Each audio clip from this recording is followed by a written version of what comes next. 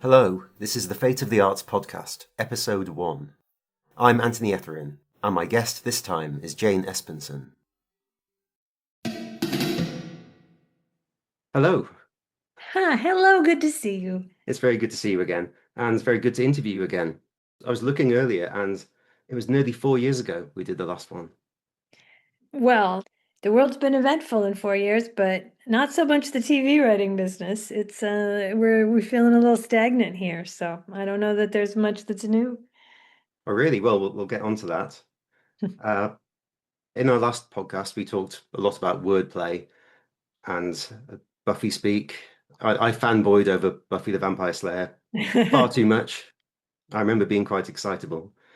But we talked about the way you use wordplay in your writing and how you've used it previously working in branding Right. and of course your linguistic studies. This time round, oh, and by the way, I'm going to re-upload that previous one so people can hear Oh, all cool. I about. have no memory of what I said, but boy, that does sound interesting. It was more wordplay focused, whereas this one's going to be more television focused. Yeah. But before we do that, there's one wordplay thing we should talk about, which is that we have written a book together. We have, well, you wrote a book, I wrote introductions to each chapter. But very graciously, I think both names are going on. And yeah, I am so proud of it. I so want it to get onto its next stage of turning into a book because I really think the document that we created is something special.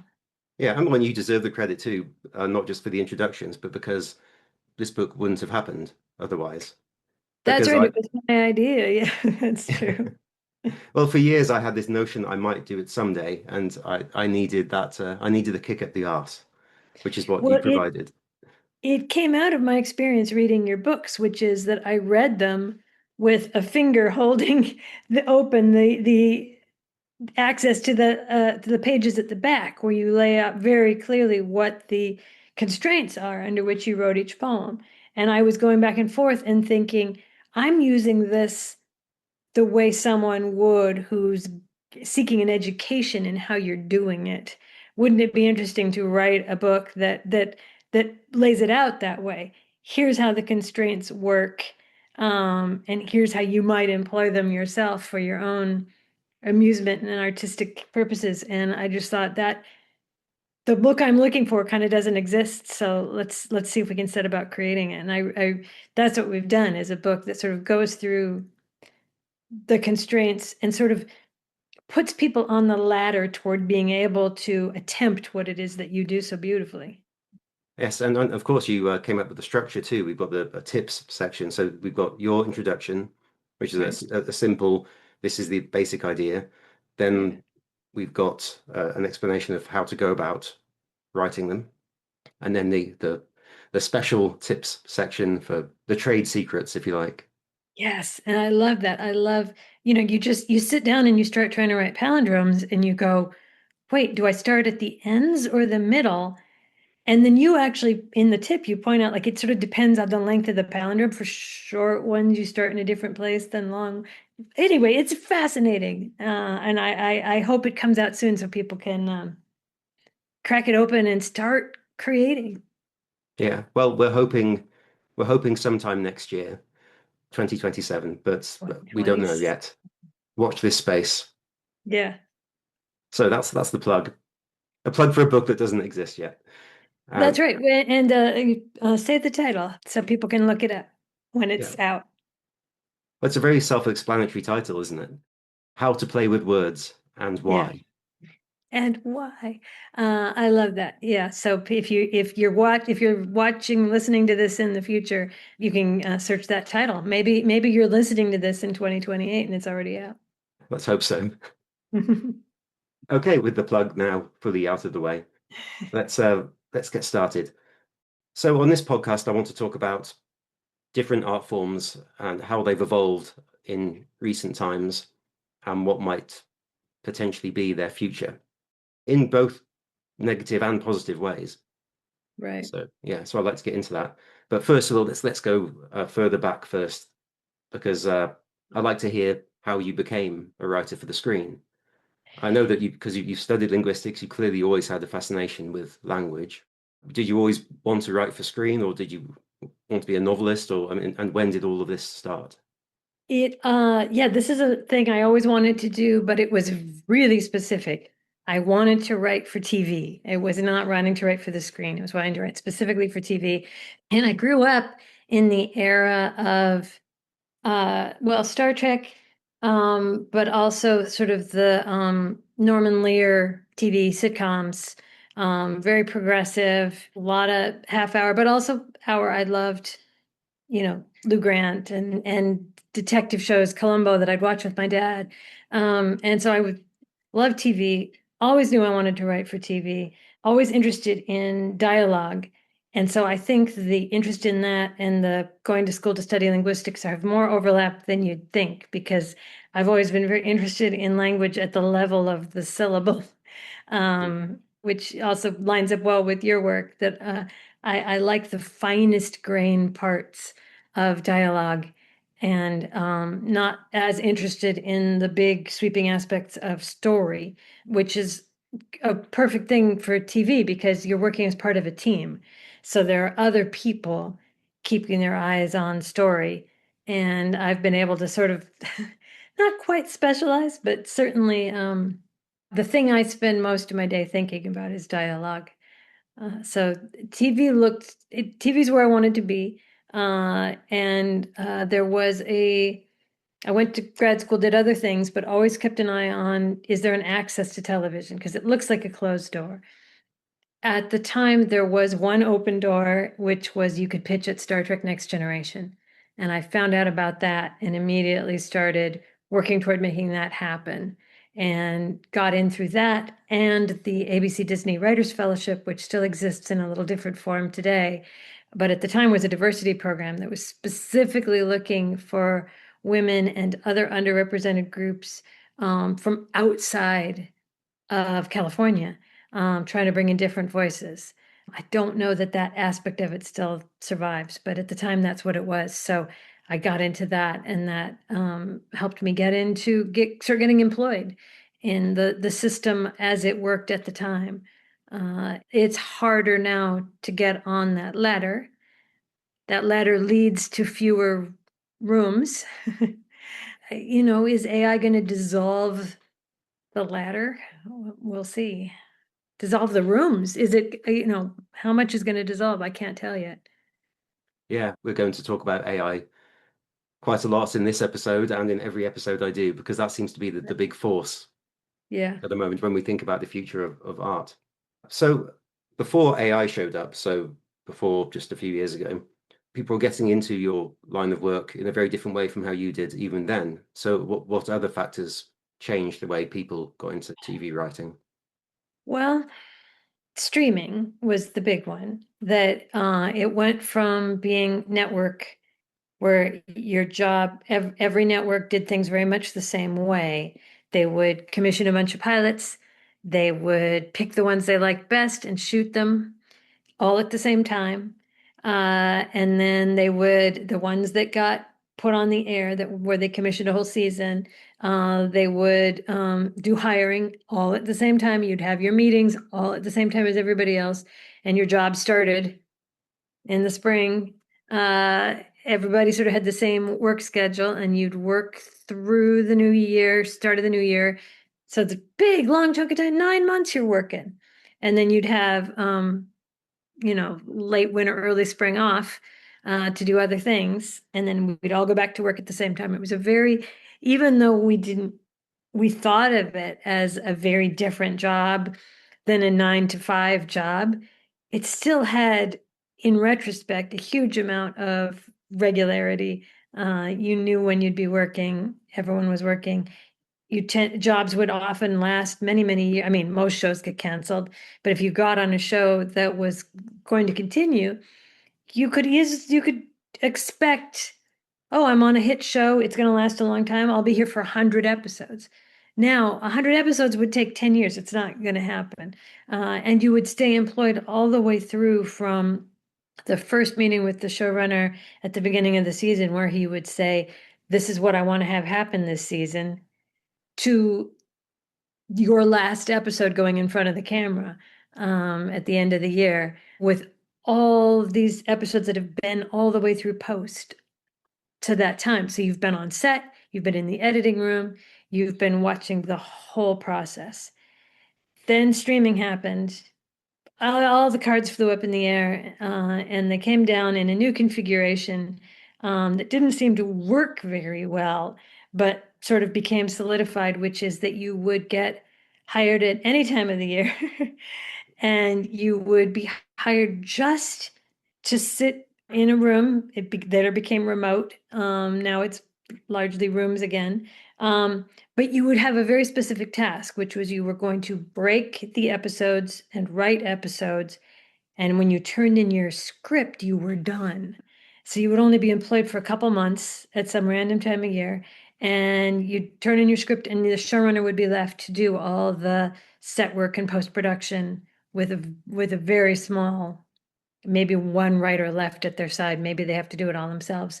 So you no longer had and the staffs are smaller. So you would be less likely to be working with people who were brand new. If a smaller staff, a showrunner is can't gamble on, oh, I'm gonna take on a couple young people who I don't know yet if they're any good. They gotta pick people who are good. They've only got so many hires. So they're probably gonna hire people they've worked with before, more experienced people. Younger people aren't getting hired. If they do get hired, they're not getting the experience of being on set, being in the editing room. That's all just showrunner stuff now. And only 8 or 10 episodes are being made.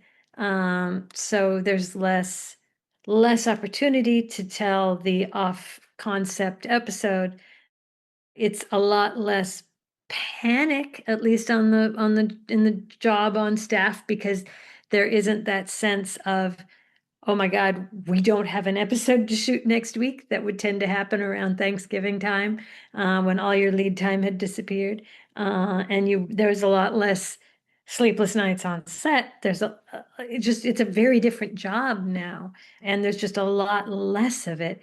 And because you're only working a couple months, you're not making that much money. So if you're trying to make, well, you can't make what we used to make, but if you're just trying to make a living, you generally have to cobble together a number of shows in one year, which is hard to get just because, we're all scrambling for a much smaller pie. You've got some big budgets to play with. When you see your stuff realized on screen, it may be spectacular, but it is a much harder job now, harder to get job now.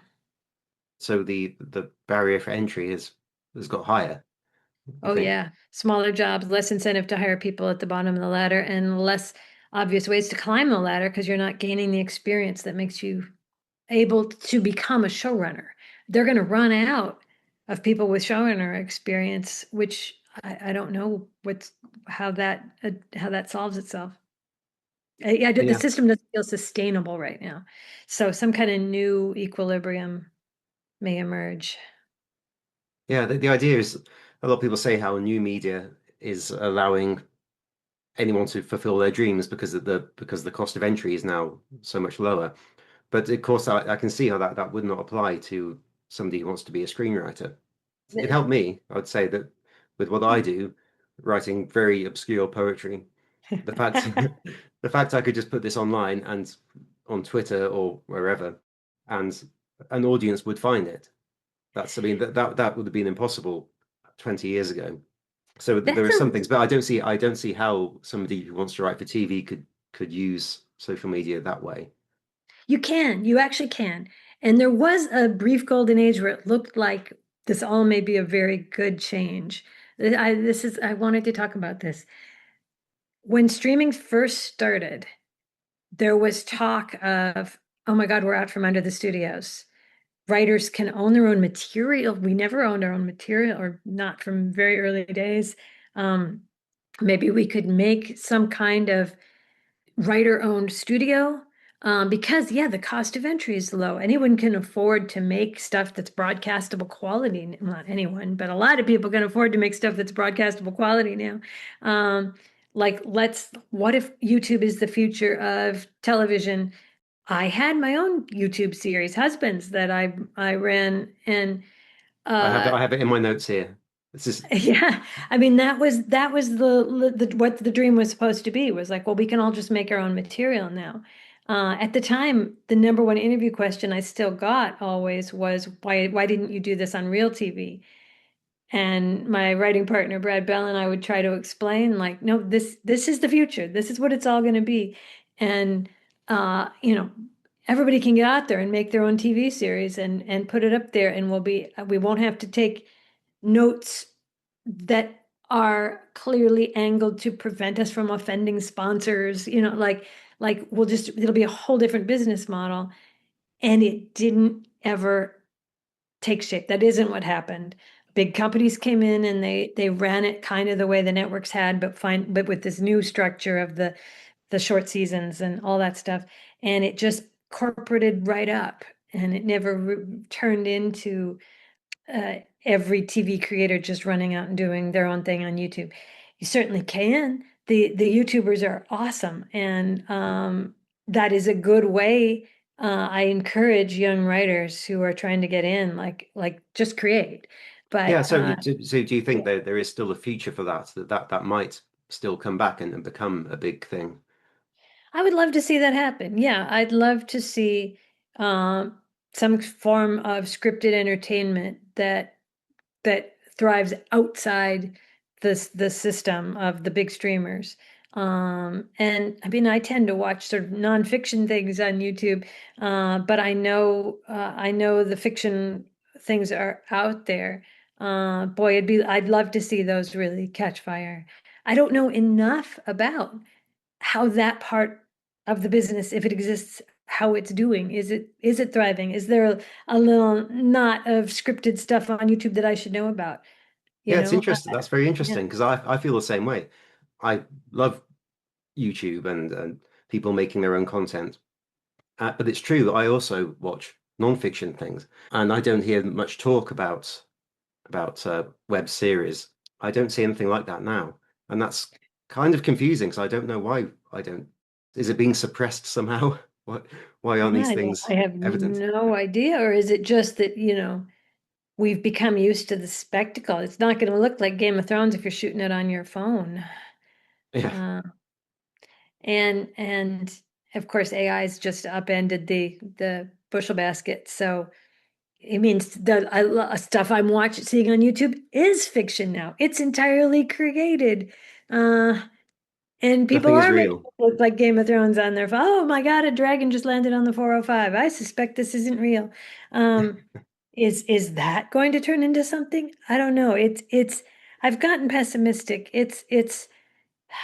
It's hard to imagine that anything that starts making money isn't going to be just subsumed under some corporate umbrella. Yes, yeah. I mean, I do. Like I said, I do have some questions about AI. I just mean in general, if you found a way, even without AI, to just do a thriving scripted thing, well, I guess you'd get a sponsor. Now you're back in the world of sponsors. Mhm. I mean, maybe that's where the next I Love Lucy will come from. Maybe, I don't know. So we were talking about streaming. So and almost overnight, that completely changed the structure of your job.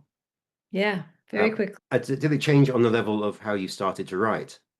Because when you've got something that can be binge watched in one night, surely you have to go about writing that differently from how you would write something that you know is coming out one episode a week. Interestingly, no. You would Okay. think so, but we often don't know how it's going to be released till it's released. So when you're writing the series, you often don't know because they're still figuring that out. One season they may drop it all at once, and the next season they're like, "Oh no, this year it's coming out one at a time," and you didn't know that when you were writing it. So I mean that affects decisions in the editing room at the last minute when they're putting together the previously ons, I suppose. But no, it really doesn't affect the how we put it on the page. The job of writing has stayed blissfully unchanged. Like you're still writing scenes that have to deliver in a certain way. You're writing jokes. You're finding moments through character. and you're trying to write a scene you've never seen before, all that stuff. I'm doing the exact same things I did in 1992 when I started my career. The writing this, I could take a scene I wrote in 1992 and film it now, and other than, updating cultural references, it would work. Well, that's really interesting because all the talk is about how if something's if you can binge watch something, then writers are doing something different with cliffhangers than how they used to, which I haven't noticed. I don't think that's true. And the other thing that's said is because you've got this rewatchability, you can watch a series and then just watch it again the next day, that TV is getting more complicated. But I don't think that's true. I think people are seeing something that isn't there. That's interesting. I mean, there could be a small amount of that. I mean, I have something I have done many times is you find ways in the early scenes of an episode to remind people what happened in the previous episode. But it's going to have been in the previously on. So it's not that different from it having just been in the previous episode. I don't think that would change that much. Yeah, it's probably small effects. If I knew someone had just watched the previous episode, would I write it differently? Not much. Not much. No, and that's very interesting, and it makes complete sense because it's still a Yeah, new episode. It doesn't matter what because somebody could, so long as VHS has existed, you could record a whole series and watch it all in one go. So you'd have to contend with that anyway.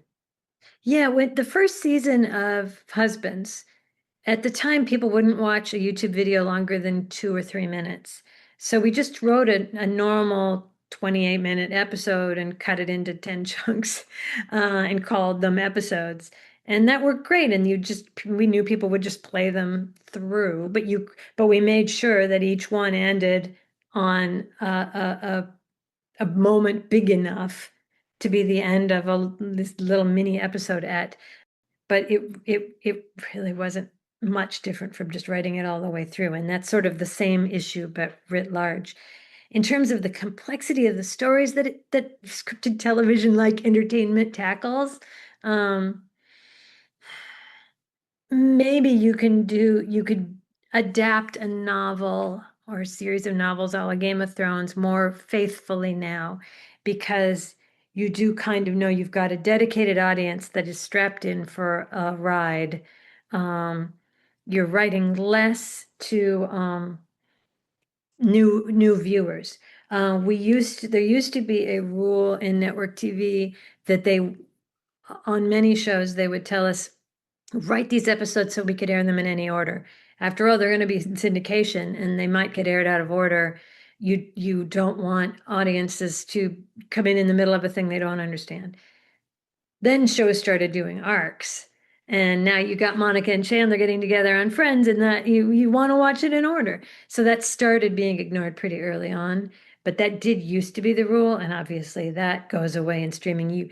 Nobody's going to, it'd be very rare for episode 4, season 4 of Slow Horses to be the first time you watch Slow Horses. So you don't have to do that much bootstrapping of the audience I mean, it would be ludicrous. So. Yeah, one of the things Buffy did so well was to have these very isolated episodes, yet still manage to maintain a complete arc throughout the series. So was that written with the idea in mind that perhaps some episodes might be shuffled around? I mean, everything was at the time. There was always this assumption that you might have new people coming in the middle of a season, and you wanted the show to be welcoming. The standalones weren't specifically written. Yeah, maybe they were, but I mean, standalones had always existed. If you look at Trouble with Tribbles or something from way back, so they were sort of an inherited property that we may not have thought that much about. There's no reason to think a standalone episode is particularly inexpensive. That's a bottle episode where you're just using the sets that already exist. Standalone episode could be all different sets. I mean, that's maybe what makes it special. They were sort of novelty episodes that we knew would raise curiosity and just were fun for us to do. Often they would give the main cast a break if they focused on secondary cast. So they were useful in a lot of ways, and those have largely gone away. That's hard to do if you're only doing 8 episodes. You can't spend an episode doing something weird. Mhm. I'd like to ask you some other things about streaming culture. One is the way that shows are picked up and, more importantly, dropped in this culture. Because I notice on Netflix quite frequently there'll be a one series of, and it looks like a very expensive, big production of a series, and you get 6 episodes, and then suddenly, yeah, we're not making that anymore. But that seems to happen a lot.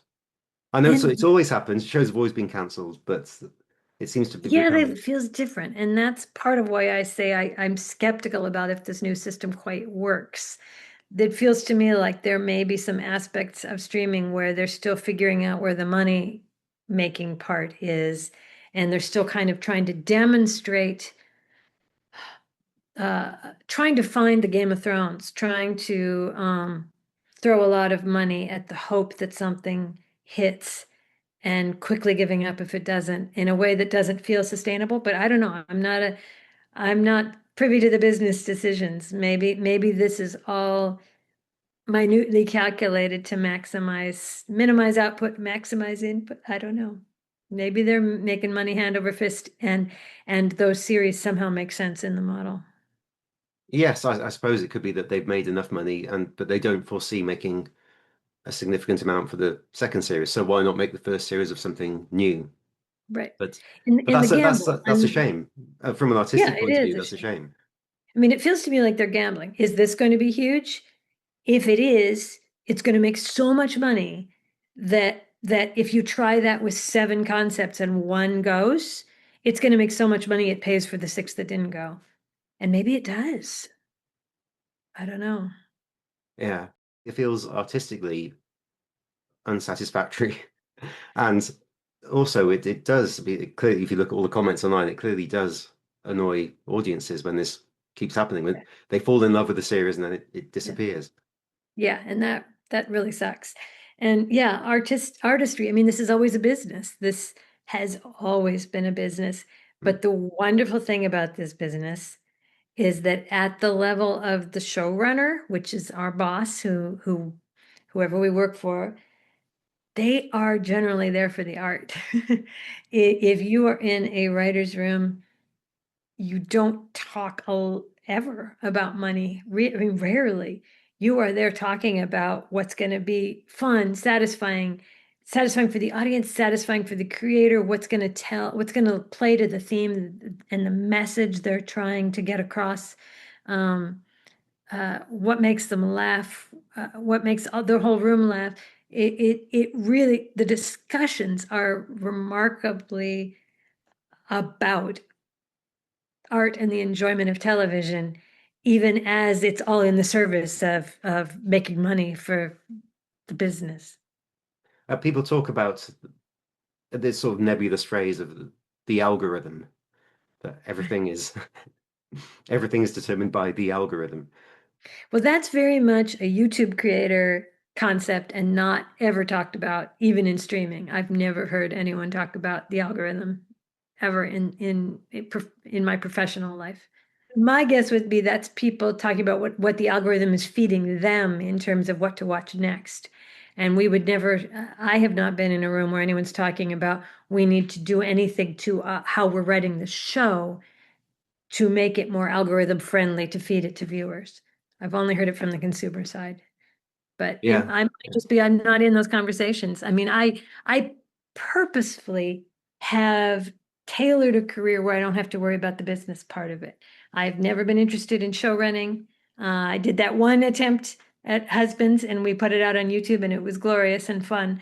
But uh, the rest of my career, I have isolated myself, almost putting my hands over my ears because I just want to think about the next clever line. Where's the pun? Where's the emotional moment? How can I make you cry?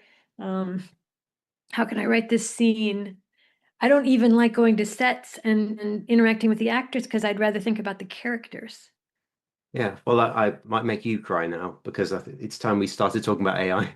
Yes. Yeah. I suppose the Yeah. algorithm is a Worried. lead into that. Yeah. So I don't know where to start exactly. There's a lot to say. I'm going to challenge you. Say one good thing about AI, one good change. I think that it could be very useful for a lot of grinding repetitive tasks, but but not creative ones. But I mean, the way we always sort of thought about it is when it can do. I mean, calculators are awesome, right? We don't have to sit down and use sticks and stones to count stuff up anymore, or Mhm. even pen and paper. Boom, boom, boom. There's the answer. It's always right 100% of the time. Uh, get that kind of quality into AI and set it loose on diagnosing illnesses based on X-rays. That sounds useful. Mhm. Sure, let it write a bunch of computer code if it works. Um, stuff where the human mind is being used, but not in a creative way, in a way, in sort of a stultifying way. Great, get AI on it. Yeah. But Well, what about the editing? yeah. I don't know enough. Well, I mean, there's two different kinds of editing. You mean like editing a novel or editing a piece of film? I don't know. I mean, I haven't thought about either of them, but probably. It could find typos. Yes, exactly. You can find, oh, have I used this? I had this great idea for a sentence and now I've got an niggling fear. I actually used it elsewhere in the book. Of course, you can do that with just search. But, have I expressed this idea twice in this chapter? Maybe that would be useful, but boy, I mean, that's a slippery slope because then you get to, well, could I have said it better? Mhm. No, don't ask that. It's got to come out of your head or it's meaningless. Yeah. So what ways are you seeing AI being implemented in I TV? don't know that I have. I assume it's being used in visual effects, probably in stuff I've Mm. written. That could be useful. Um, I know way back at Once Upon a Time, they had and even on Battlestar, they had digitized the actors' physical composition so that you could like put them into a shot they weren't in and stuff. That seemed very, very useful. Now, that's again, slippery slope. Now we're getting, actors who haven't given consent for their images to be Mhm. used being put into things, and that's egregious. That can't happen. But it the way it was used back in the day seemed useful. Our actors liked that they didn't have to show up to just be a pair of eyes in a fighter helmet or something. We could Yeah. put your Well, eyes in there. have Um, 8 hours of makeup. yeah, Mm. exactly. Um, and we had a scene where somebody's hand had to get cut off, and because their body had been scanned and recorded, they were able to the special effects guy showed up with a rubber hand that was exactly their hand. And it's like, oh, that's cool. This is high tech stuff that you could imagine AI being helpful in. But the stuff I cannot imagine it being satisfying, particularly watching an actor, knowing that's not really the actor if they're doing any kind of actual acting. You want to connect with the human in there. Here's the Mhm. thing that scares me. When you're watching a TV show, you're very aware that that's a real human and you're looking in their eyes. You're not aware that a real human is the one doing the writing. If the writing had been replaced by writing that did not have an actual human brain that wrote it wouldn't pull you out of it in the way that thinking about, oh, that actor's not real pulls you out of it. Um, you wouldn't know unless it's bad. And so Mm. far, it's It's pretty bad. bad. Yeah. Do you think, as a poet, can an AI write a poem? And would it mean anything? Suppose they fulfilled the constraint perfectly and you read it and found meaning in it. Is that meaning real? Well, I don't know. That's a difficult question. One of the things that's been annoying me most about AI, this is a very selfish thing. For the last year, if I post a palindrome on social media, somebody shows up in the replies saying, "Did you use AI?" And it's very frustrating Ooh. because I think palindromes, because they're so technical, people think, well, that's something. You're That's right, your kind of poetry in particular, because it is so mathy mm, and requires crunching of data that your brain is doing. Your brain is searching all the options. yeah. Of course, I can just reply saying, go to ChatGPT and ask it to write a palindrome. And if you've ever done that, you'll see Right. how it's hopeless. It It searches is the really internet hopeless. for it searches because the way it works, it just goes through the internet looking for things Right, to piece together. So it will come up with something like, here's a palindrome, Madam, right, I'm Panama, because right. it's just taking words that have appeared in famous palindromes.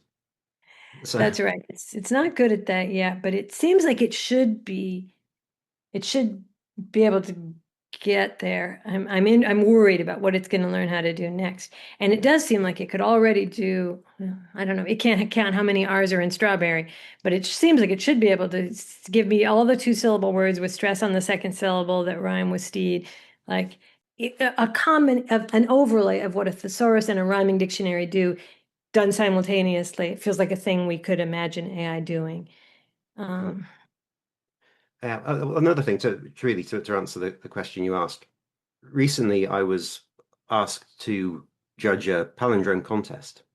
mm, So I was given all the entries, and the names were taken off, so it was blind. But I know a lot of the main people who write palindromes, and I was reading through them, and I could tell who had written what. wow. Because in our book we say that when you write a palindrome, you've got the voice of the palindrome. It has its own voice, but Hmm. every palindrome is a mix of the palindrome's voice and the author's voice. And Wow. even in something as technical as a palindrome, the author's voice still shines through, and you can see. So I could see who'd written these, and so that's why I'm not too concerned because even when AI gets good at palindromes, which could be a long time, Yeah. even then it's not gonna have its own personality. Yeah, that's the thing. That's really interesting. Because I was pretty sure that we'd arrive at sort of like it's not gonna write good moving television scenes with any kind of cleverness. It'll be able to regurgitate poorly written scenes or blandly written scenes. Well, that's it. But I think not. I think it's a mistake to say it's bad. I think the bigger insult for it really is that it's mediocre. yes, because it's exactly. because it's searching the internet for everything that Right. people have done and finding a happy medium, which is it's not going to blow you away. It's just going to be so-so. Exactly. And I thought, well, it might be able to write a palindrome, but it can't write a joke. But now I'm realizing, as you're saying that about palindromes, that sounds like exactly what I'd say about a joke, Yeah. which is also very technical. You know, the setup, the punch. How have you misled the person into thinking you're going over here, but you're going over here? Um, it's technical, and you have to understand it to do it.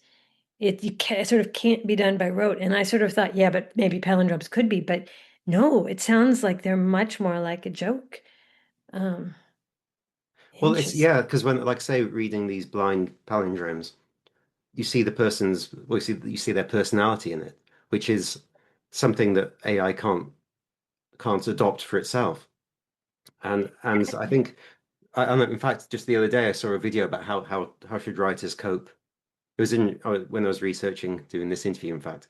So how do writers cope now with AI? And the best advice in there was lean into your quirkiness Yes. because that's something that's always yours, and AI cannot take that away from you. That is exactly right. And I think I am valuing more and more my jokes that are a little strange. So I just wrote one the other day that delights me. Um, there's a character uh, who is saying to a character named Rose, like, your mother's gonna make me replace you. She's gonna like press me into a rose-shaped mold. And Rose says, my mother actually has a rose-shaped mold. What? It's for butter. That's just a very weird, is it a joke? Kind of a joke. It's a thing, it's in the thing that would amuse a real person in real life if somebody said rose-shaped mold and they were like, wait, no, we have a rose-shaped mold.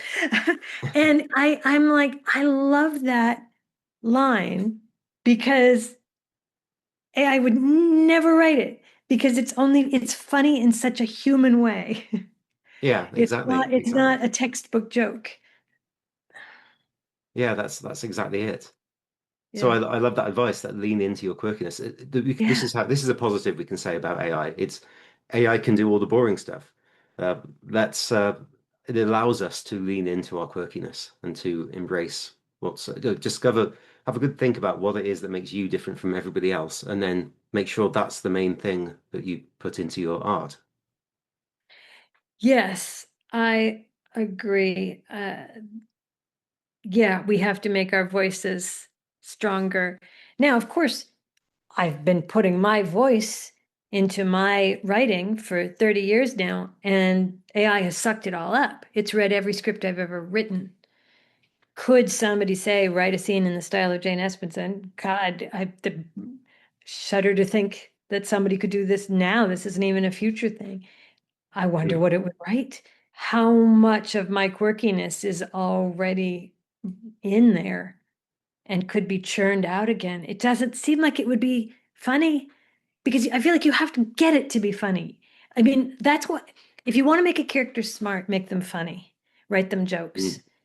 because you kind of have to be smart to be funny. You could be laughed at and not be smart, but to make other people laugh on purpose, it takes some intelligence. You have to get it. And I feel like AI can't get it. I hope not. I mean, I don't think it will. I think it would just it just takes the surface. yeah, I would say it doesn't really it doesn't it can't think like you. It can do right. an imitation of you. But how much am I imitable? I don't know. I mean, if you just kludge things together that I've done, would they sometimes be funny? I don't know. And let's assume that it could. Well, let's take the worst case scenario.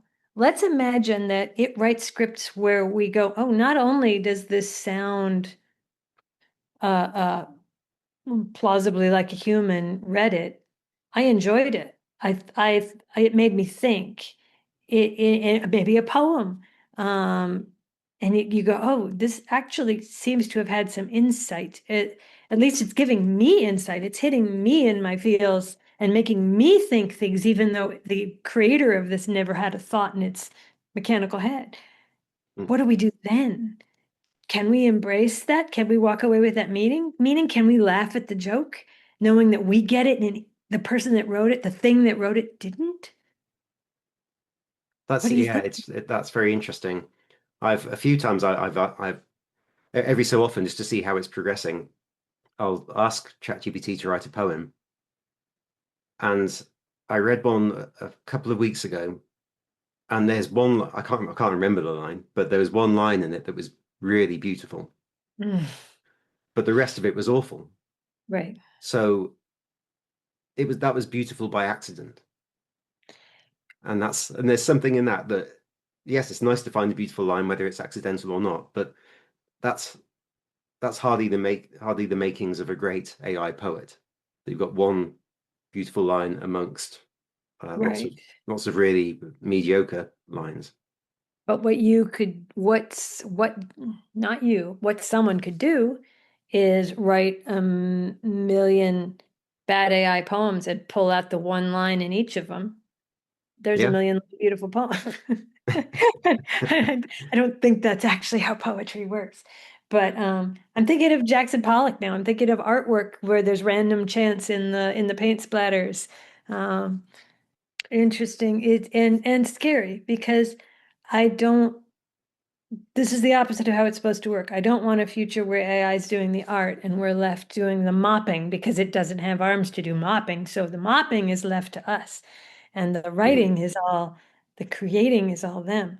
This sounds like the suicide of civilization. Well, I don't know. I mean, it's the obvious downside is that jobs like yours might be replaced, which is obviously Hmm. awful. Although, as a poet, I've got to say, well, welcome to my world. No poet makes Right. money. That's right. But there's a point in that as well. I'm still a poet, even though I know it's Right. if I were interested in making lots of money, it's a terrible career choice. But that's the point. We will make art anyway. If AI is making all the art that sells and makes money, humans will still make art because there are plenty of other reasons to do it. That's a really good point. I had not thought of it that way. I like that a lot. Humans would, yeah, you wouldn't just, you go, oh, my job is now mopping. But a lot of writers only wrote in their free time, Yeah, some great poets had day jobs. So you could totally mop and poet. So maybe you're right. The human spirit tells us we will continue to create. yeah. Um, And also people like seeing humans do things. So I was thinking about this earlier. It won't be long before AI can create the perfect guitar sound. And you can just program AI to write a great piece of music on guitar. But there's a difference between that and then watching a skilled guitarist play. yeah. So maybe when AI can write perfect palindromes, I'll just have to do my palindromes live in front of an audience, so people can marvel at that instead. That's yes, I had the same thought about improv. If you ever go to see an improv comedy, it's so funny. But if you wrote out those jokes and put them in a sketch, they wouldn't work. The thing Hmm. that makes it so much funnier, or they'd work, but they'd be fine. But they wouldn't be as side-splitting as they are when you know it's improv, because part of what's making you laugh is the speed of it, the nimbleness of mind. And it's that power, that ineffable thing that comes from seeing it done in front of you.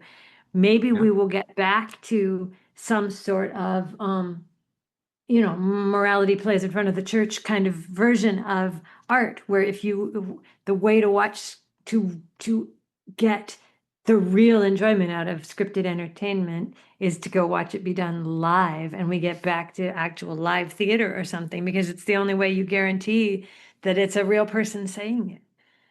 yeah, exactly. Well, so we've had the same idea. And that's Yeah. and that's absolutely right. It's the humanity of a performance or of the creative act is fascinating in itself. It's Yeah. not all about the end result. Like, here's a script, here's a poem. It's the process is what really matters. That's right. And you were talking about perfect guitar. You could go beyond perfect guitar with AI, which is guitar sounds that not just sounds a guitar can't make, but things a guitarist could do if they were double jointed, like like there are musical compositions that sound like the human voice, but it's doing a jump the human voice couldn't do. Mm. The speed and distance of that jump, like there's no singer alive who could do it. Maybe it's possible one in a zillion persons could do it, but they can't. Um, is that going to be something is that going to be anybody's favorite music? I wonder, but it's sure not going to hit the way it would seeing something less impressive done in person is going to be more impressive. That's how improv works. Less impressive jokes, but because they're done in person, they hit you so hard. Yeah, Yeah. interesting. Yeah, well, and there's another side to that, a lot of, again, talking about guitar, a lot of the best guitar performances are filled with mistakes. Just Yeah. small mistakes, a squeak of the string, a buzz on a fret. And if AI is Yeah. going to And get rid of that, that's no good. Although we would probably put the mistakes in on purpose to get that yeah, sound. but then you lose that. Well, It's not I real. And yeah. there's a moment, I saw this pointed out by a YouTuber, and there's a moment in The Wizard of Oz where Judy Garland cracks up. She starts to laugh, and it's clearly not Dorothy, it's Judy. Mm, And it's when the Cowardly Lion is like, "Oh, you slapped me, is my nose bleeding?" And she goes, "Hmm," and she sort of hides her mouth behind his tail. She's holding his tail. It's so charming. It's so human. It's so lovely. And yeah, you could do that with some AI performer, but the meaning, you've got the signifier and not the signified. Yeah, Um, yeah, I know you- exactly what you mean. So, I mean, everybody loves bloopers reels. yes, And if you knew that the bloopers reel was scripted by AI and performed by AI, it's not a blooper. it's not a blooper. No. And oh, and we actually have proof that this stuff doesn't work. If you've ever watched a movie that has scripted talking head interviews, where or The Office, where they're doing the sort of talking directly to the interviewer moments in The Office or any Mhm. mockumentary things. um, you can tell immediately if that actor has been given a script or if they've been told to improv this moment. You can feel it Mhm. instantly. And any movies where they have clearly scripted the talking head parts, if there's talking head parts in it, you feel it and you know it, and it doesn't hit right. So we know that that is a thing that we as audiences can tell and value. Mm. And Yes, that's something we don't. AI could make it so you can't tell. AI can make it look like an absolute blooper. I don't know because that's so complicated because I don't think we realize how we can tell Right. because it's these we're talking about quite often talking about really good actors who Right. should be able to convince us that they're being natural, and yet we can still tell when they're actually being Yes. natural and off script. Even And a I don't good know if we can analyze that and say, well, oh, it's because the muscles in their face look different. I don't know. I don't. That's not how we see it. We don't analyze it. We just feel it. Yeah, I mean, this is something I have made a particular study of, is how to make dialogue sound natural.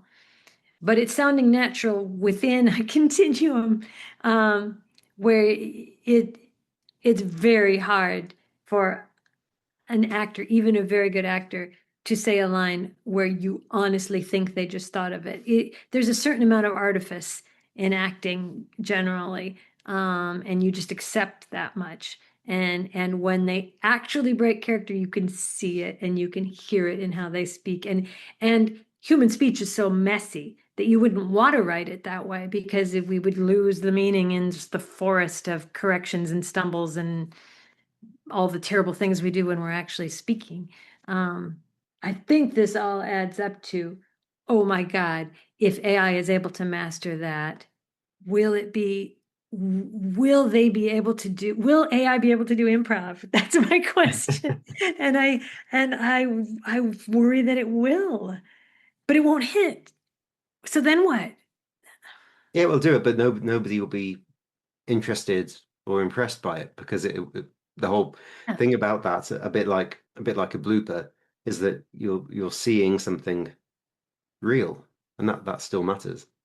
Okay, great. If you know it's AI, you know it doesn't hit. Great, no threat. But how close are we to not trusting anything? I don't trust any of the cute animal videos I see on YouTube anymore. Every single one, even the real ones, I'm going, could it be fake? Well, Will I'll we tell you, get to the point? I've got a story to tell you. A few weeks ago, a poetry journal approached me and said, "Can we include some of your poems in our book? And we also like to do an audio side. So could you record a reading?"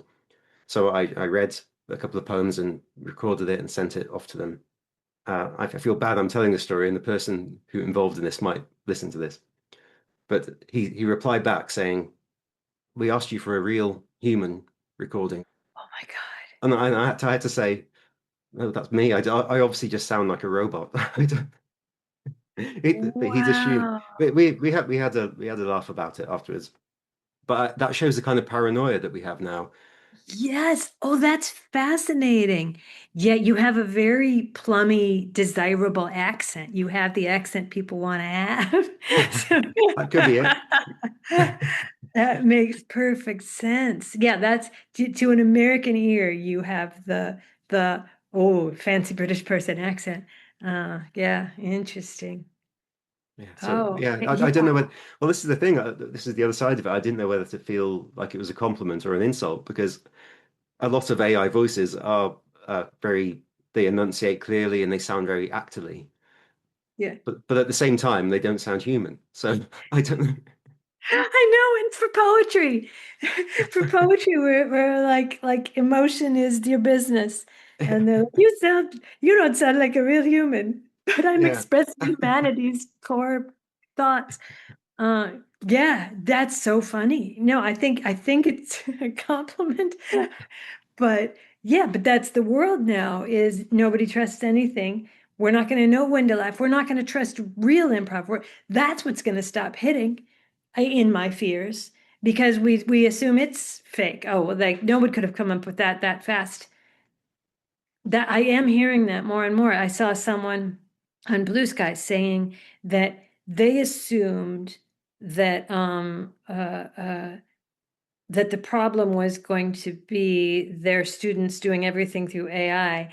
And a different problem has emerged, which is their students thinking everybody else is. So even if she shows them a, a Shakespeare sonnet, they go, well, it's clearly AI because no person could do that. It's too elaborate, too layered, too good, too fast, too smooth. A person couldn't. And so the ability of humans to create art is being devalued because people won't believe it. Well, that's It's just interesting. all bad. It just seems bad to me. I mean, great, let it diagnose ankle cancer. Great. Mm. Let's make ankles great again. But I don't want it. I fear that it's eroding our belief in our eyes and ears. I guess you're right. It's gonna all just have to be in-person plays. Yeah, I think so. Or AI makes so much money that it can feed the world, and we don't have none of us have to work again, and then we can just make all the art we want without having to worry about it. Well, no one will know that we're really making art. We have to go perform it in person, but we could do that. You're right. If AI solves means we don't all have to have jobs. Um, not sure how we're living. Okay, AI is just distributing food in an equitable manner. I don't know why the millionaires aren't stealing all our food. Nonetheless, imagine this utopia. Then we can all perform art in the public square, in a literal public square, I That's the guess. future. Yeah. I don't know if the intention of my new podcast here is to come up with imaginary futures like that, but I'm good with it. I'm good with it. It's what you got. I mean, it's just, I don't know how we don't. You start, I mean, they say science fiction is, fiction written around the premise of if this keeps going. I don't know how life isn't if this keeps going. We're always trying to figure out what's going to happen next. Well, on that note, what do you think is happening next? Where do you see TV going? Obviously, that we've just had the big AI conversation, but what else? I saw. I'll prompt you with this then, because this has been on my mind. I saw something saying that we won't have televisions anymore because everything will be virtual reality, so everything will be immersive. And I thought, but I maybe this is just my personality. I thought I quite like the distance. I quite like having a television and I'm not in it. Yeah. I mean, you can imagine, interesting holographic effects. It would be fun to, you're watching Star Trek and you can walk around, literally stand up and walk amongst holographic 3D realistic figures and say, oh, I want to see what's happening down in the engine room. And you go down there and AI writes in real time, writes the script of what's the drama happening in the engine room. You could imagine this being fabulous. Uh, don't think it's my lifetime, but you could imagine a form of televised drama that's entirely different. That's really like oh, you could sign up for a weekend vacation on the Enterprise, and it'll feel like you're there, and it won't be an actor playing Spock. It'll really be Spock.